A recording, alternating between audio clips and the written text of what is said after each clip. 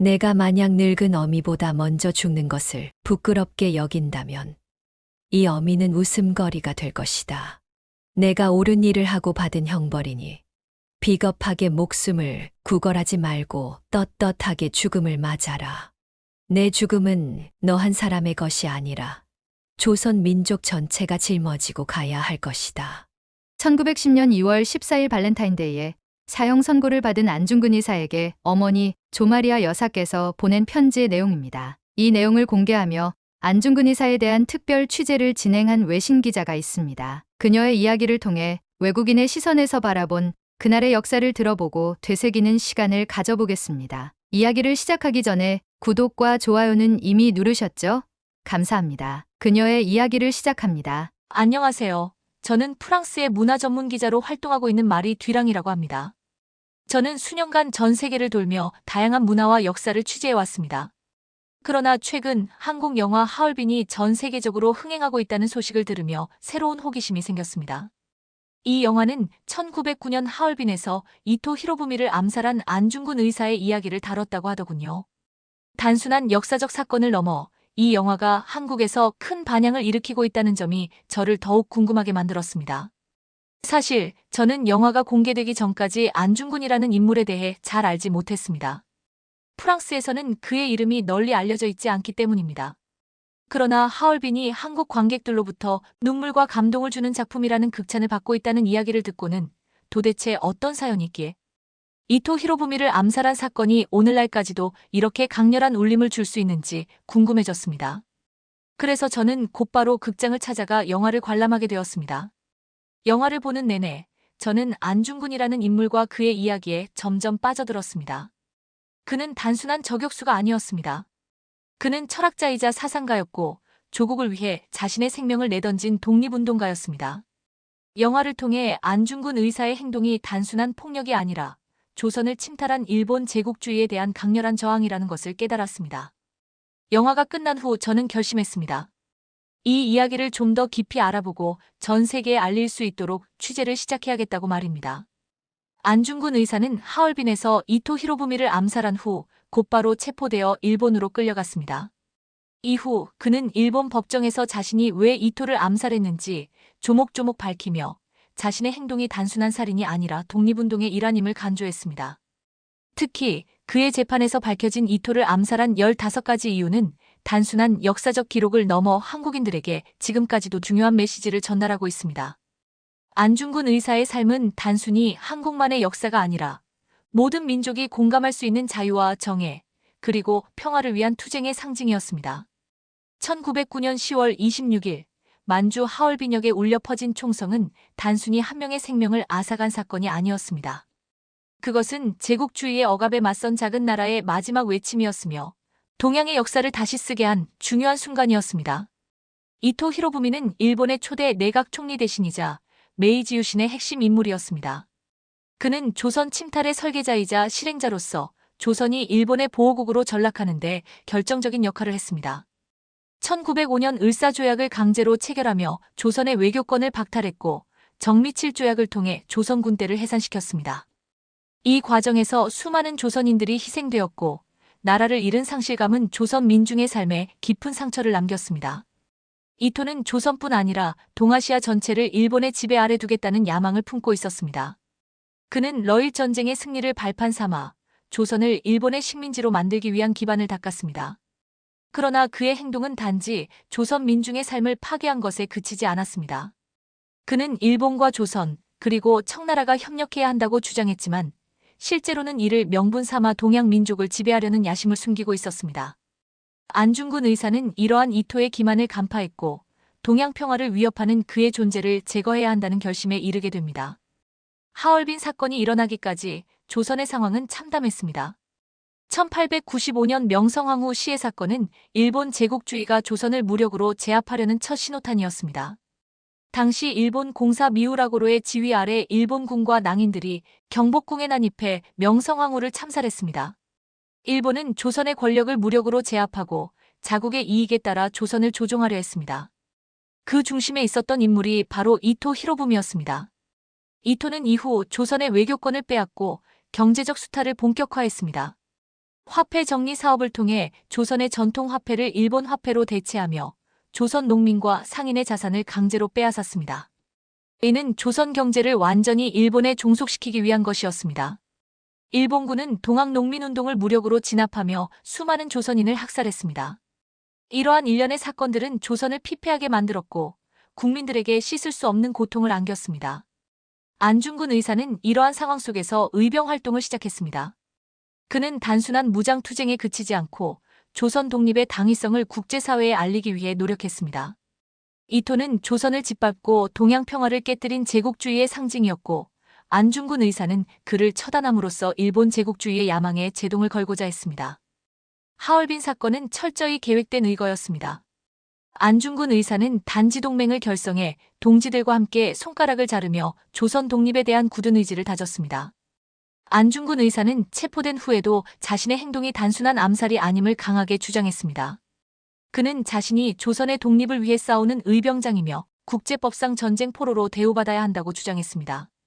그러나 일본 법정은 그의 주장을 외면했고 그를 테러리스트로 몰아갔습니다.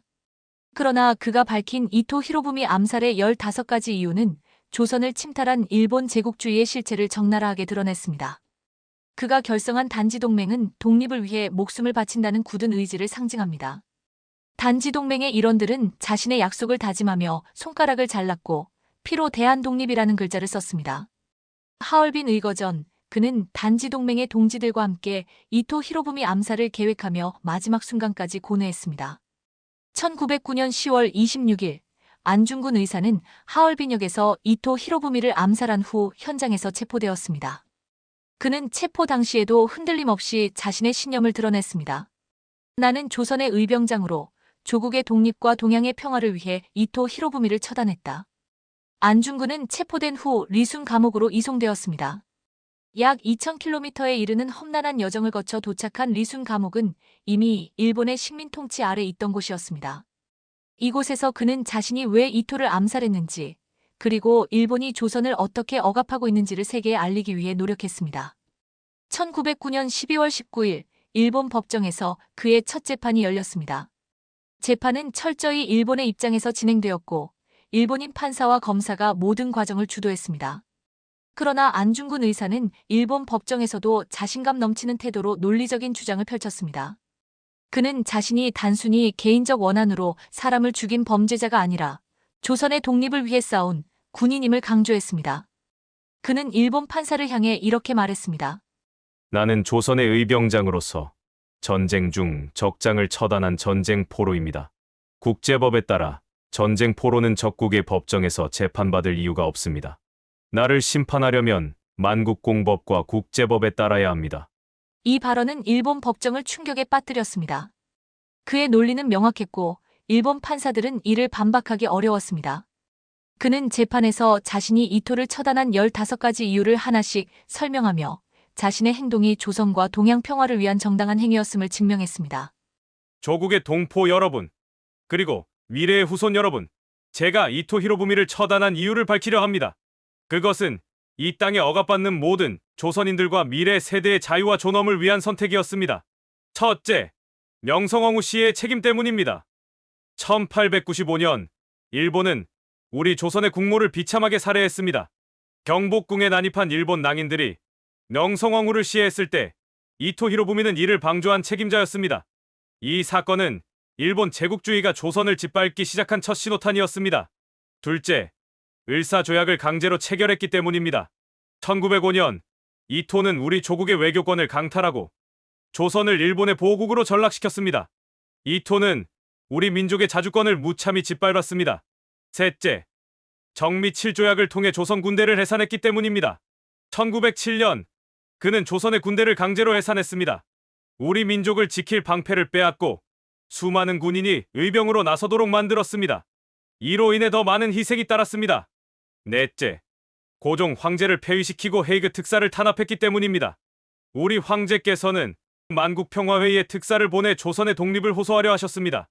그러나 이토는 이를 탄압하며 황제를 폐위시키고 조선을 더욱 고립시켰습니다. 다섯째, 동학농민운동을 잔혹하게 탄압했기 때문입니다. 동학농민들은 일본군의 무자비한 진압 속에서 희생되었습니다. 이토는 민중의 절규를 철저히 짓밟으며 조선을 무력으로 제압했습니다. 여섯째, 경제적 수탈을 자행했기 때문입니다. 그는 화폐 정리 사업을 통해 우리의 자산을 빼앗고 농민들을 파산으로 몰아넣었습니다. 조선의 경제는 일본의 수탈로 인해 피폐해졌습니다. 일곱째, 언론과 교육을 억압했기 때문입니다. 조선의 신문은 검열과 폐간의 위협 속에서 침묵해야 했고 우리의 역사와 정체성은 일본에 의해 왜곡되었습니다. 이는 우리 민족의 영혼을 말살하려는 시도였습니다. 여덟째, 조선인의 인권을 유린했기 때문입니다. 우리 민족은 일본의 지배 아래 강제 노동과 폭력에 시달렸습니다. 그들은 우리를 인간으로 대하지 않았습니다. 아홉째, 동양 평화를 위협했기 때문입니다. 이토는 동양 평화를 외치며 일본 제국주의를 정당화했습니다. 그러나 실제로는 조선과 중국을 침략하며 동양 민족을 지배하려 했습니다. 열째, 거짓 선전을 퍼뜨렸기 때문입니다. 그는 조선이 일본의 보호를 원했다고 국제사회에 거짓말했습니다. 우리 민족의 목소리를 왜곡하여 우리의 존엄을 짓밟았습니다. 열한째, 민족 자산을 약탈했기 때문입니다. 조선의 농토와 자산은 일본 자본가들의 이익을 위해 빼앗겼습니다. 이로 인해 농민들은 삶의 터전을 잃었습니다. 열두째, 황인종 연합을 가장한 기만 때문입니다. 그는 일본, 조선, 청나라가 협력해야 한다고 주장했지만 실제로는 일본이 동양을 지배하려는 야망을 감췄습니다. 열셋째, 민중의 고통을 외면했기 때문입니다. 경제적 파탄과 억압으로 수많은 우리 국민이 고통받았고 극단적 선택을 할 수밖에 없었습니다. 열넷째, 정치적 배신을 저질렀기 때문입니다. 그는 우리 민족에게 평화를 약속했으나 조선을 일본의 완전한 식민지로 만들기 위해 기만했습니다. 열다섯째, 제국주의를 확대하려 했기 때문입니다. 그는 동양의 평화를 위협하는 일본 제국주의의 상징이었습니다. 그의 존재는 조선 민족의 존엄과 자유를 위협하는 가장 큰 장애물이었습니다. 동포 여러분, 저는 이 15가지 이유를 분명히 밝히며 조선의 독립을 위해 그리고 동양의 평화를 위해 이토 히로부미를 처단했습니다. 당시 리순 감옥의 일본 간수와 헌병들은 그를 단순한 범죄자로 보지 않았습니다. 그들은 오히려 안중근을 신념을 가진 지도자이자 사상가로 존경하기 시작했습니다. 그의 인간적인 매력과 흔들림 없는 태도는 적들조차도 매료시켰습니다. 재판은 1910년 2월 14일 발렌타인데이에 안중근에게 사형을 선고하며 끝났습니다. 일본은 이 재판을 통해 조선 민중에게 공포를 심어주고자 했지만 오히려 안중근의 논리와 당당한 태도는 조선과 국제사회에 더 큰 울림을 주었습니다. 그는 재판이 끝난 뒤에도 항소하지 않겠다는 결단을 내렸습니다. 그 이유는 두 가지였습니다. 첫째, 그의 어머니 조마리아 여사의 편지가 그를 깨우쳤기 때문입니다. 어머니는 아들에게 옳은 일을 하고 받은 형벌이니 비겁하게 삶을 구하지 말고 당당히 죽음으로 맞서라는 메시지를 전달했습니다. 둘째, 그는 항소하지 않고 사형이 집행되는 시간 동안 자신의 사상을 기록하는 데 집중하기로 결심했습니다. 리순 감옥에서 그는 자신의 철학과 사상을 담은 책 동양평화론을 집필하기 시작했습니다. 이 책은 단순히 조선의 독립을 넘어 동양 전체가 서구 제국주의에 대항해 평화를 이루기 위해 협력해야 한다는 메시지를 담고 있었습니다. 그러나 일본은 그가 책을 완성하기도 전에 사형을 집행했습니다. 동양평화론은 미완성으로 남았지만 그가 전하려던 메시지는 오늘날까지도 많은 이들에게 영감을 주고 있습니다. 안중근 의사의 사형 집행일은 1910년 3월 26일로 결정되었습니다. 일본은 그의 사형 시간을 이토 히로부미가 암살당한 시간과 맞추는 잔혹한 복수를 행했습니다. 그는 유언에서 이렇게 말했습니다. 내가 죽으면 나의 뼈를 이토 히로부미를 처단한 하얼빈 공원에 묻어뒀다가 국권이 회복되거든 고국에 묻어달라. 안중근 의사의 이야기를 취재하면서 저는 그가 단지 독립운동가나 저격수로만 기억되어서는 안 된다는 사실을 깨달았습니다. 그는 조국의 독립뿐 아니라 동양 전체의 평화를 염원했던 사상가이자 철학자였습니다. 그의 신념은 단지 조선이라는 한 나라에 국한되지 않았습니다. 그는 일본, 조선, 청나라를 하나로 묶고 동양 전체를 평화롭게 만드는 비전을 꿈꿨습니다. 그것이 바로 그가 남기고자 했던 동양평화론입니다.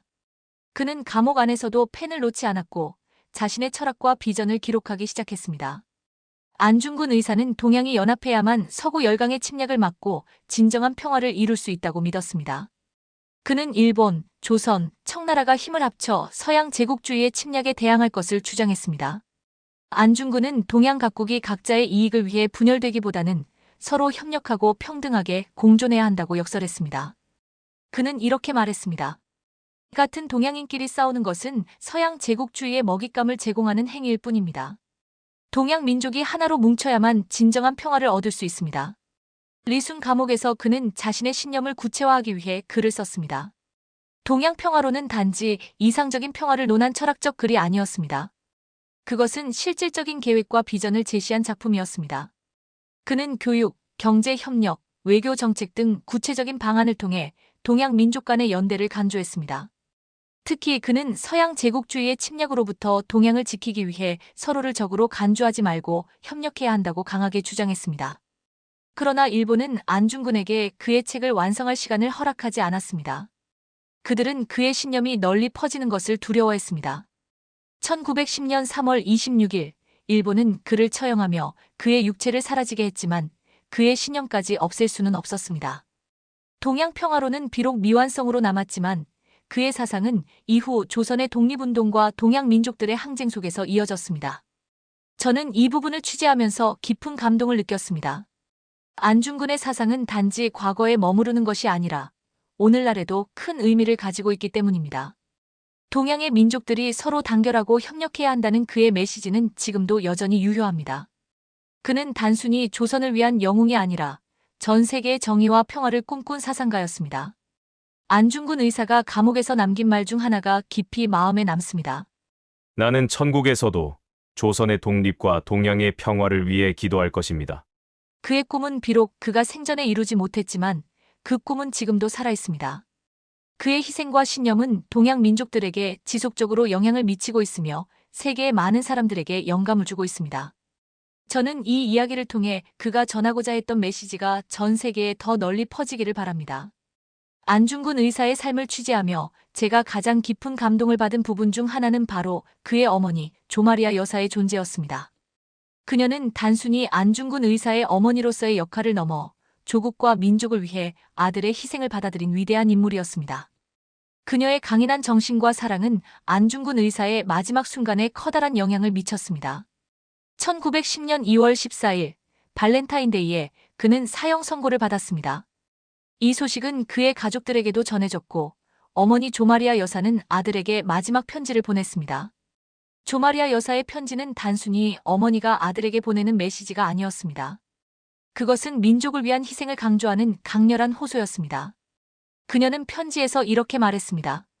내가 만약 늙은 어미보다 먼저 죽는 것을 부끄럽게 여긴다면 이 어미는 웃음거리가 될 것이다. 내가 옳은 일을 하고 받은 형벌이니 비겁하게 목숨을 구걸하지 말고 떳떳하게 죽음을 맞아라. 내 죽음은 너 한 사람의 것이 아니라 조선 민족 전체가 짊어지고 가야 할 것이다. 그는 어머니의 말을 받아들였고 자신의 죽음이 조국과 민족을 위한 고귀한 희생임을 확신했습니다. 이후 그는 항소를 포기하기로 결심했습니다. 그는 내 죽음이 독립운동의 불씨가 되기를 바란다며 자신의 목숨을 조국을 위한 마지막 희생으로 여겼습니다. 사형이 집행되기 전 안중근 의사는 어머니에게 마지막 유서를 남겼습니다. 이 유서에는 그의 깊은 효심과 조국에 대한 사랑, 그리고 후손들에게 전하는 메시지가 담겨 있었습니다. 그는 이렇게 말했습니다. 엎드려 바라건대 어머니께서 이 불초한 자식을 용서해 주시옵소서. 이슬과 같은 허무한 세상에서 어머니를 배울 날을 기다리며 천국에서 다시 만나 뵙기를 기도하겠습니다. 저는 천국에서도 조선의 독립을 위해 기도할 것입니다. 그는 어머니가 보낸 수의를 입고 사형장에 섰습니다. 그의 마지막 요청은 총사령으로 죽는 것이었습니다. 그는 자신이 전쟁 포로로서 군인으로 처형되기를 원했습니다. 그러나 일본은 그의 요청을 거절했고 결국 그는 교수형에 처해졌습니다. 1910년 3월 26일 아침 안중근 의사는 담담히 자신의 마지막을 맞이했습니다. 그러나 그의 유해는 끝내 조국으로 돌아오지 못했습니다. 일본은 그의 시신을 조선으로 보내는 것을 거부했고 지금도 그의 묘는 비어 있습니다. 이는 조선의 독립운동가들에게 깊은 아픔으로 남았고 안중근 의사의 유해를 되찾기 위한 노력은 오늘날까지도 계속되고 있습니다. 영화 하얼빈은 단순히 역사적 사건을 재현한 작품이 아닙니다. 그것은 안중근 의사의 삶과 그의 신념을 현대적인 시각으로 조명하며 오늘날의 우리가 그로부터 무엇을 배울 수 있는지 묻는 강렬한 메시지를 담고 있습니다. 이 영화를 통해 저는 한 나라의 영웅이 어떻게 세계적인 인물이 될 수 있는지를 더욱 깊이 이해하게 되었습니다. 저는 이 영화를 관람하며 관객석 곳곳에서 울음과 감탄이 뒤섞이는 소리를 들었습니다. 사람들은 단지 감동을 느끼는 것을 넘어 안중근 의사의 희생에 대해 새로운 감사를 느끼고 있었습니다. 희생 없는 자유는 없다. 안중근 의사는 자신의 삶을 조국과 동양 민족을 위해 바쳤습니다. 그의 희생은 오늘날 우리가 자유와 독립을 누릴 수 있는 기반이 되었습니다. 그리고 그의 이야기는 우리가 현재의 자유를 어떻게 지켜나가야 할지를 묻는 도전이기도 합니다. 그는 단지 조국을 위해 싸운 독립운동가가 아니라 동양 평화를 위해 자신의 삶을 바친 세계적인 인물이었습니다. 영화 하얼빈은 우리에게 묻고 있습니다. 과연 우리는 안중근 의사의 희생과 신념을 기억하며 그의 뜻을 이어받아 우리의 자유와 평화를 지키기 위해 무엇을 하고 있는가? 이 질문은 단지 한국인들에게만 던지는 것이 아닙니다. 그것은 전 세계 모든 이들에게 주어진 도전이며 우리가 함께 고민해야 할 과제입니다. 프랑스의 르 피가로와 영국의 더 타임스는 안중근 의사를 조국을 위해 목숨을 바친 애국자라고 소개하며 일본의 식민정책에 대한 비판적인 논조를 실었습니다. 이는 당시 서구 열강이 일본과 동맹을 맺고 있던 상황에서 매우 이례적인 일이었습니다. 안중근 의사의 재판과 처형 소식은 일본 내에서도 논란을 일으켰습니다. 일본의 일부 진보적 지식인들은 그의 신념과 철학에 감명을 받아 일본 정부의 식민정책을 비판하기 시작했습니다. 특히 일본 변호사 중 일부는 안중근이 국제법에 따라 전쟁 포로로 대우받아야 한다고 주장하며 그의 재판이 부당하다고 비판했습니다. 이러한 목소리는 일본 내부에서도 제국주의에 반대하는 움직임을 확산시키는 계기가 되었습니다. 안중근 의사의 영향력은 조선 독립운동에 새로운 활력을 불어넣었습니다. 그의 희생은 이후 독립운동가들에게 강한 영감을 주었고 조선의 젊은이들에게 독립에 대한 희망을 심어주었습니다. 윤봉길 의사, 이봉창 의사와 같은 독립운동가들은 안중근 의사의 정신을 이어받아 자신의 목숨을 바쳐 조국을 위한 투쟁에 나섰습니다. 안중근의 이름은 독립운동의 상징으로 자리 잡았고 그의 희생은 조선 민중에게 꺼지지 않는 희망의 등불이 되었습니다. 그의 사상은 당시 식민 지배를 받던 다른 아시아 국가들에서도 큰 반향을 일으켰습니다. 중국과 인도, 베트남의 독립운동가들 또한 그의 이야기에 영향을 받아 자신들의 투쟁을 이어갔습니다. 오늘날 세계 곳곳에는 안중근 의사를 기리는 기념비가 세워져 있습니다. 그의 이름은 조선을 넘어 동양과 세계의 자유와 평화를 위한 투쟁의 상징으로 남아 있습니다. 안중근 의사는 단순히 조선의 영웅이 아니라 전 세계 정의와 자유를 위한 투쟁의 상징으로 기억되어야 합니다. 그의 죽음은 끝이 아니라 시작이었습니다. 저는 안중근 의사에 대한 프랑스 기자의 깊이 있는 취재와 분석이 감탄스러웠는데요. 여러분은 어떠셨나요?